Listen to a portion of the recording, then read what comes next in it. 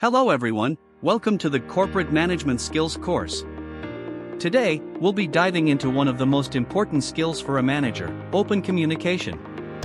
This is the key to building trust, connecting with your team, and ensuring every team member can thrive to their fullest potential.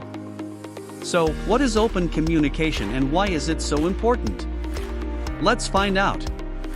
Section 1, Theory of Open Communication. Open communication is essentially the ability to share, listen, and exchange information openly and honestly with each other. A good manager is someone who can create an environment where employees feel comfortable and not hesitant to share their ideas or thoughts.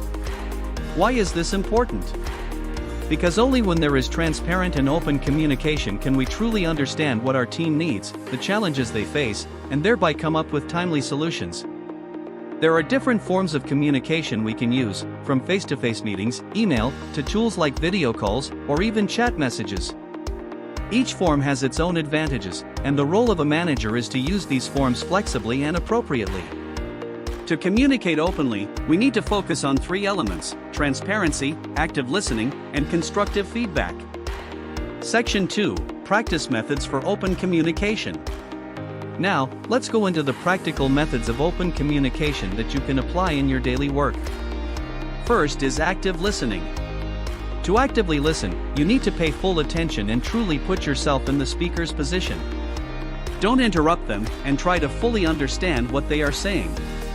For example, when an employee presents an issue, don't rush to think about how to reply. Instead, ask clarifying questions. So, am I understanding correctly that the issue you're facing is? Next is asking open-ended questions. Open-ended questions encourage employees to share more, such as, "Could you tell me more about your idea?" or "How do you think we could improve this problem?" Such questions help employees feel that their opinions are valued and important. Another crucial aspect is timely and clear feedback. Don't let employees' comments go unnoticed or left unanswered. Try to respond as soon as possible and always give constructive feedback to help them improve instead of making them feel criticized. Finally, using a variety of communication channels. We have email, chat, face-to-face meetings, or video calls. Utilize these to ensure all employees have a chance to share and understand your message. Section 3, Practice Exercises and Sample Situations. Let's do some practical exercises now. I'll give you a few situations so you can try applying what you've learned. Situation 1, Employee is unclear about project goals. Imagine an employee comes to you and says they feel confused and don't clearly understand the project goals. What should you do as a manager? First, you need to listen carefully to that employee. Don't interrupt, and try to understand what they're struggling with. Then, you need to re-explain the project goals in detail, using specific examples to clarify.